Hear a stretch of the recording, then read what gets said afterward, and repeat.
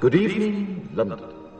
Allow me first to apologize for this emergency channel. I do, like many of you, appreciate the comforts of the everyday routine, the security of the familiar, the tranquility of repetition. Bloody hell. I enjoy them as much as any bloke.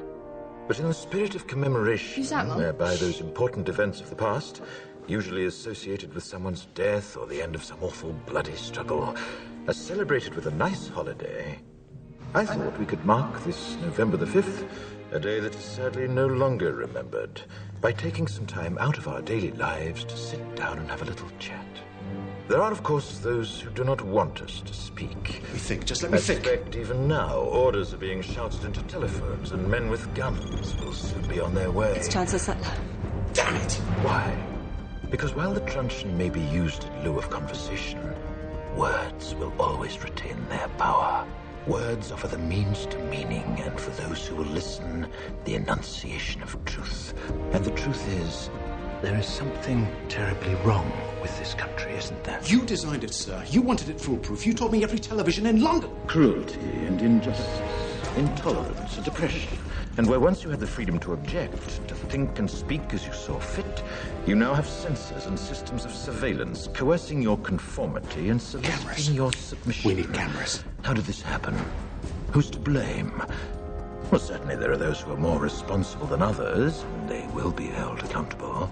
But again, truth be told, if you're looking for the guilty, you need only look into a mirror. I know why you did it. I know you were afraid. Who wouldn't be? War, terror, disease. There were a myriad of problems which conspired to corrupt your reason and rob you of your common sense. Fear got the best of you, and in your panic you turned to the now High Chancellor Adam Sutler. He promised you order, he promised you peace, and all he demanded in return was your silent, obedient consent. Inspector, you're almost through. Last night, I sought to end that silence. Last night, I destroyed the Old Bailey to remind this country of what it has forgotten. More than 400 years ago, a great citizen wished to embed the 5th of November forever in our memory. His hope was to remind the world that fairness, justice, and freedom are more than words. They are perspectives. So if you've seen nothing, if the crimes of this government remain unknown to you, then I would suggest that you allow the 5th of November to pass unmarked.